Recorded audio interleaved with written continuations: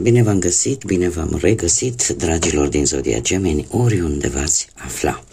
Bine ați venit din nou la o nouă lectură aici pe canalul Lectură Generală pentru ultima perioadă a lunii august, mai precis săptămâna cuprinsă între 25 august și 31 august inclusiv.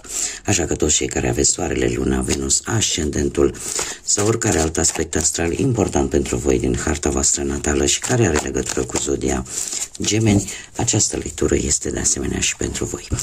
Un lucru important de care vă rog să țineți cont este totuși o lectură generală, așa că vă rog să luați decât acele mesaje care vor rezona cu voi, restul lăsați-le să zboare în univers, pentru că sigur sunt pentru alte energii care într-o mai mică sau mai mare măsură au o legătură cu Zodia Gemeni. Zise toate acestea, haideți să vedem cu ce energie intrați în această ultimă săptămână de august. Care este energia, dragilor mei, din Gemeni în săptămâna 25-31 august?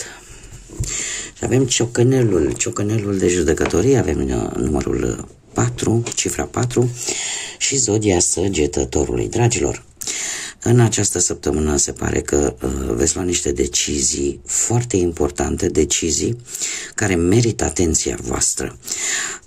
Posibil să acceptați poate anumite oferte, anumite înțelegeri în probleme care țin de lege, de legislație, de probleme legale în general. Încercați să terminați în sfârșit, să puneți punctul pe i, ca să zic așa, într-o anumită situație, și în felul ăsta să aduceți un pic de ordine în viața voastră.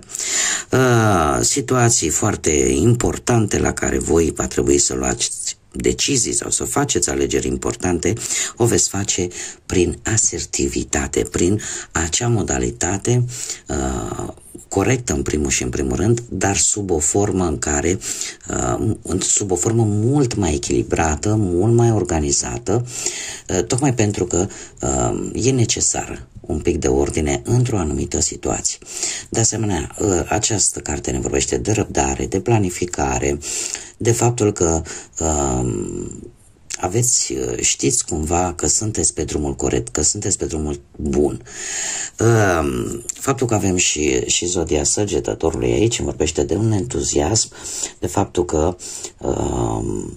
aveți o putere de convingere mult mai mare și de faptul că cumva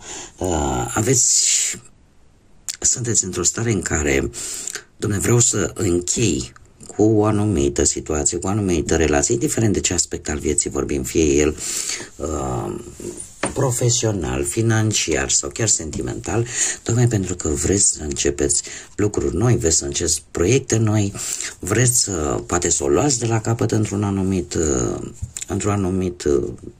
anumită situație, așa că aveți această energie cumva, mai ales cei care aveți poate și ascendentul în Zodia Săgetătorului, acest entuziasm de a termina odată un lucru, de a-l face așa cum trebuie, fără să vă creați dușmani, pentru că asertivitatea ne vorbește de acea modalitate în care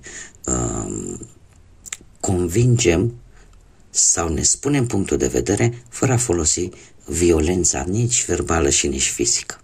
Da, într-o formă în care să fim și mai bine înțeleși și de asemenea să convingem. Da, să zicem, să o facem într-o formă mult mai frumoasă, mult mai acceptabilă, fără violență. Haideți să vedem ce ne spune tarotul, ce vine pentru dragii mei din Gemeni în săptămâna 25-31 august. Atât pe plan profesional, financiar sau sentimental. Și să elaborăm un pic, să vedem ce vine pentru voi, dragilor. Pe plan profesional se pare că într-adevăr apare această energie de a trece la acțiune, de a face lucruri și eu trebuie să vă spun că e posibil ca până la sfârșitul lui august, implicit al acestei săptămâni, să se facă o înțelegere la nivel profesional, că semnați un contract, că rezolvați o anumită situație, ori că vă renuiți poate un contract. da? Sau poate găsiți un nou job, apar noi șanse, noi avansări pe planul ăsta al carierei profesionale. De asemenea, se repetă zodia Săgetătorului. Trebuie să spun acest aspect care ne vorbește de acea sete de aventură, de a merge înainte, de a descoperi lucruri noi. Sunteți pe o scară ascendentă pe plan profesional, iar trăiul ăsta de bâte îmi spune că deja cumva lucrurile încep să se miște, că e posibil să apară vreo călătorie pe motive profesionale, e posibil și acest lucru. Schimbări de locație pe motiv profesional pentru mulți dintre voi, cum de asemenea pot apărea și posturi destul de benefice pentru voi. Sunteți la un început de drum, o energie de foc, o energie care vă dă această sete de a ști, de a cunoaște sau pur și simplu de a vă avânta către noi culmi pe planul carierei. Haideți să vedem cu banii. Cu banii, nu știu dacă zodia Capricorn sau zodia Capricorn deocamdată vă spune ceva, dar pe partea banilor aș spune că tocmai ce ați primit o ofertă foarte bună care să vă aducă un pic de stabilitate și pe care nu vreți să o scăpați de mână sub nicio formă. Dar este vorba de o ofertă de bani. O ofertă care la început pare destul de tentantă, destul de atrăgătoare, da? Totuși avem diavolul aici, da? Dar diavolul pe partea banilor trebuie să vă spun că înseamnă bani. Înseamnă bani. Este ceva care vă aduce stabilitate cu acest 4 de spade. Nu știu, poate că ați câștigat o anumită sumă de bani provenită, nu știu, după un eveniment, cum ar fi o nuntă, botez, știți cum se practică cel puțin la noi la români, nu știu în alte părți pentru cei care sunteți de altă naționalitate, dar la noi la români când se face o nuntă, un botez, nu, se câștigă și niște sume de bani. Care este situația pentru voi în această săptămână? Că totuși pe partea banilor există totuși o stabilitate și eu spune că 4 de monede vine totuși cu această tendință de a ține foarte strâns de bănuți, dar nu le da drumul.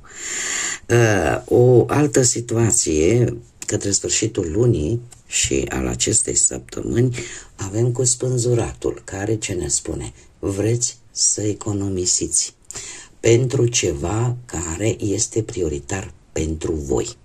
Este ceva care vă folosește pe o perioadă lungă de timp. Este un vis, este o dorință, probabil nespusă decât de voi știută și voi vreți să țineți de bani sub orice, adică nu prea dați cu ei în stânga și în dreapta, cel puțin nu în această săptămână, pentru că vreți să achiziționați ceva la care voi ați visat și de care voi o să vă folosiți pe termen foarte lung. Deci sunteți foarte restrânși din punctul ăsta de vedere, foarte economi în această săptămână, cel puțin vom vedea în lecturile pentru luna septembrie ce mai vine. Pe partea sentimentală, cei care sunteți deja într-o pereche, avem aici zodii care apar, Scorpion, în mare parte se repetă chiar, și Pești și Rac. Dragilor, se pare că unii dintre voi veți ajunge la finalizarea poate a unei relații cu una din aceste zodii de apă. Lucru care vă va aduce o schimbare în viața voastră. De ce? Pentru că e posibil să existe o anumită teamă pentru unii dintre voi. O teamă poate de a rămâne singur, o teamă care, până la urmă, și această teamă este perfect normală și firească. Odată când se termină ceva care a durat foarte multă vreme, această frică de a rămâne singur, de ce o să fac cu viața mea, de ce o să fie de acum înainte, este perfect naturală și firească, zic eu. Punctul meu de vedere este personal. Dar la voi vine cu un pic de transformare în modul în care veți vedea relațiile. Spun acest lucru de ce? Mai ales pentru cei care știți că aveți poate un ascendent sau luna, poate, și chiar Venus, ar spune, în zodia Scorpion. Dar, per general, dar sunt unii care probabil vă regăsiți, care aveți aceste planete în zodia Scorpion. Este o stare în relația voastră în care se pare că anumite probleme de pereche nu s-au reușit să se rezolve. Și atunci lucrurile au ajuns unde au ajuns. La un 10 de spade, care îmi vorbește pentru unii de infidelități, de trădări, de secrete, de rupturi. De aceste momente dureroase care pot veni în viața voastră, din păcate, și care vor aduce cu ele această transformare de care până la urmă se pare că era nevoie.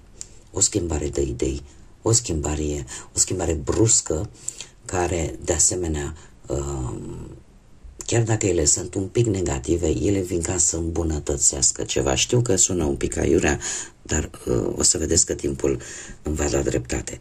Pentru că dacă ceva nu merge, n-are rost. Timpul este prețios, este singurul lucru pe care, indiferent câți bani am avea, timpul și sănătatea de multe ori nu le putem cumpăra. Așa că până la sfârșitul lui august, dragilor, cei care sunteți încă poate angrenați într-o relație, într-o pereche, se pare că ce trebuie să se întâmple se va întâmpla. Mie mi-apare aici o ruptură și o transformare odată cu ea. Cei care sunteți singuri, de asemenea am zodii de apă, am zodia rac. Ce-mi spune acest lucru? Că sunteți ori pregătiți o călătorie pe plan sentimental, alături de cineva de la drum. Cineva de la drum sau către un eveniment special, poate chiar legat și de familie sau cu prietenii, nu știu, dar mai mult de familie. Cert este că există foarte multă voință, există foarte multă, cum să spun eu, hotărâre în a schimba. Posibil, poate o veste neașteptată într-o modalitate foarte rapidă să vă facă să plecați poate într-o călătorie sau pur și simplu să vă luați viața în propriile mâini și să fiți foarte hotărâți, domne, cum vreau relația, pentru cine vreau să lupt. Trebuie să vă zic că există șansa ca oricineva de la distanță să se gândească la voi, ori prin intermediul unei călătorii în această săptămână să vă întâlnesc cu vreo veche iubire. Apare un 7 de bâte care îmi spune că există o hotărâre din partea voastră de a vă lupta poate pentru persoana care vă interesează. Și lucrul ăsta cu 10 de cupe mie îmi spune că îl veți reuși. De ce? Pentru că sunt mari șanse ca la sfârșitul lui acestei luni să apară într-adevăr o relație foarte importantă pentru voi, prin intermediul unui eveniment. Eu aș zice mai mult eveniment familiar. Dacă nu, pur și simplu vă spun că dacă nu vă regăsiți cu acest aspect, că efectiv vă veți urma inima. Și atât. Te vei lupta cu orice, indiferent cine ce va spune, vei încerca să-ți construiești viața, cel puțin sentimentală, pe principiile tale, pe ceea ce tu îți dorești de la o relație. Și din câte văd eu aici, acest 10 de cupe îmi spune că îți dorești, în primul și în primul rând, o relație care să corespundă cu felul tău de a gândi, cu ceea ce poți să dăruiești și ceea ce poți să primești. Haideți să vedem un ultim mesaj pentru dragii mei din Gemeni pentru această săptămână. Portul Păcii. Așa se numește acest mesaj. Ce ne spune această carte? Găsește-ți acel refugiu liniștit, acea pace și îmbrățișează gentil, cu delicatețe, acest port. În felul acesta vei avea acea liniște și să rămâi cumva cam să plutești în aceleași ape. Este de fapt, metaforic vorbind, un mesaj care spune în felul următor că ar trebui câteodată să ne oprim din tot tumultul ăsta al vieții, să ne oprim pentru o clipă, să facem lucruri care ne aduc liniștea, lucruri care ne aduc această serenitate de care avem nevoie câteodată, mai ales când sunt atât de multe situații conflictuale, sunt atâtea multe probe la care ne pun viața și care ne epuizează și de multe ori simțim că nu mai putem și chiar o spunem, simt că nu mai pot. În acel moment găsește-ți acel refugiu care pe tine, dragă persoană, care ai legătură cu Zodia Gemeni, indiferent cu ce planetă și care te regăsești și în această lectură, găsește-ți acel refugiu care pe tine te liniștește. Fă acele lucruri care ți aduc liniște, pace și recuperare, rămânând, cum să spun eu, să te ajute să rămâi totuși pe poziții, să te ajute să-ți reîncarci bateriile în așa fel încât să poți să continui să lupți cu toate furtunile care pot apărea în viața voastră. Este într-adevăr un mesaj destul de elocvent, mai ales perioadele care le traversăm acum, și eu trebuie să vă spun că oricum voi ați fost afectați și de luna asta neagră care a avut loc în noaptea de 22 spre 23, deci cumva este binevenit acest mesaj. Bun, dragilor, cam atât am avut pentru voi. Vă mulțumesc tare mult pentru atenție, mulțumesc tuturor pentru sprijin. Fără voi, fără like-urile, distribuirile, comentariile voastre, faptul că vă abonați, acest proiect nu ar putea merge înainte, așa că eu vă mulțumesc din suflet tuturor celor care și aduc contribuția în dezvoltarea acestui canal. De asemenea, îndemn pe toți cei care încă nu au făcut-o să o facă dacă se regăsesc, dacă vă plac modalitatea în care eu fac aceste lecturi. Până data viitoare, când ne vom reîntâlni la o nouă lectură, eu vă doresc o ultimă săptămână de vară, cel puțin pe emisfera asta nordică, plină de liniște, în primul și în primul rând, plină de liniște, de pace, de înțelepciune și de multă lumină, atât în suflete cât și în gânduri. Așa că, până la următoarea revedere, numai bine și să fiți iubiți, dragilor!